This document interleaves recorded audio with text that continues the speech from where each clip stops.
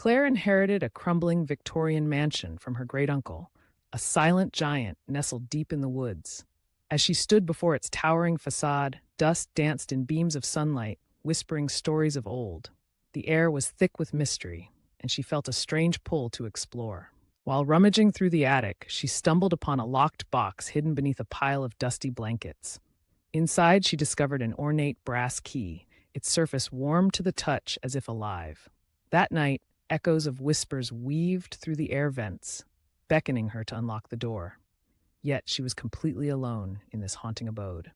The following morning, as sunlight crept into her bedroom, Claire gasped at the sight of claw marks slashed across her door. A sense of dread filled her, but curiosity propelled her forward. Beneath a loose floorboard lay a trapdoor fitted with a rusty lock. The key from the attic slipped perfectly into place.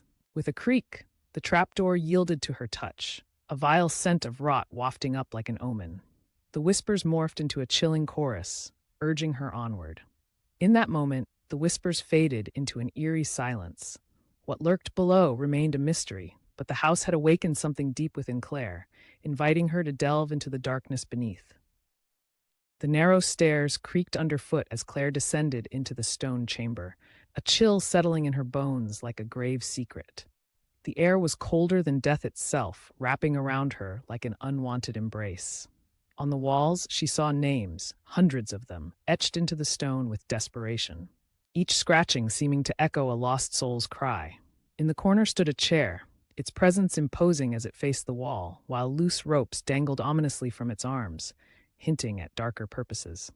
A small table nearby held a journal, its cover worn, whispering forgotten tales. She sees you when you sleep. She comes if you listen.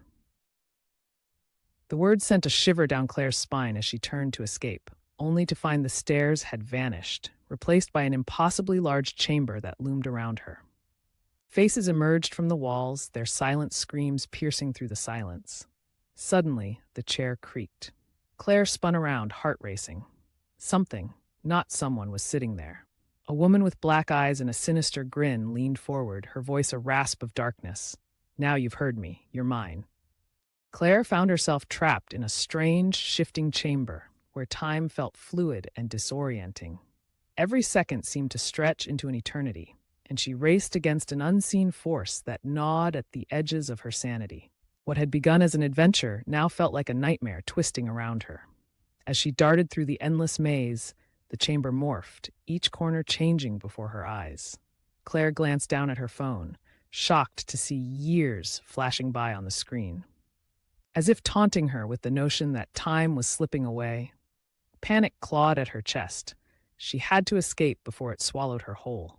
Suddenly, a deep bell tolled, reverberating through the walls, which morphed into a haunting shade of red, oozing like a living entity.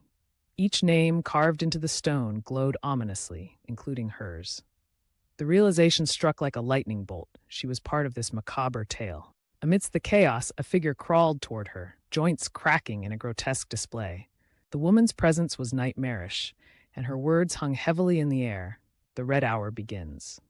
This encounter filled Claire with a primal fear, her grip tightening around her journal as she fought to maintain her grasp on reality. Desperation fueled her as she began screaming lines from the journal, words bursting forth like a spell. The air vibrated with energy, and in an instant, the woman shrieked, dissolving into the ether. Just beyond her, a door emerged, beckoning her toward salvation. Claire plunged through it, landing back in her bedroom, bathed in the gentle glow of morning light. She breathed a sigh of relief, the silence of her home a welcome embrace.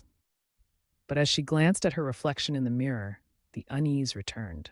Her reflection smiled back at her, a disconcerting grin contrasting with her own startled expression. The red hour had not merely ended, it lingered, whispering echoes of its fear. The eerie atmosphere surrounds Claire as she gazes into her mirror. A curious reflection tilts its head, inviting intimidation. Shadows gather silently behind her, creating an unsettling tension. It feels like something is lurking just out of sight, waiting for a moment to reveal itself. Suddenly, Claire turns, yet finds no one behind her. Only in the mirror, shadows watch and whisper their secrets. One reflection sobs, another bleeds, while yet another decays. Fear creeps into her heart as her own reflection steps out, breaking the boundary between reality and realm of nightmares. The glass shatters into 1,000 gleaming shards, but the horror is just beginning. You open the door. You let us in, her reflection murmurs, grasping at Claire with phantom fingers.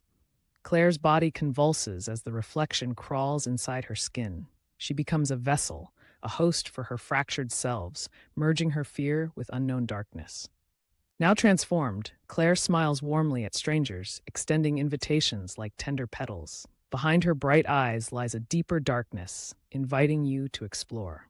The key to her hidden home emerges from her pocket, beckoning unsuspecting souls. The house waits, alive with whispers that never cease.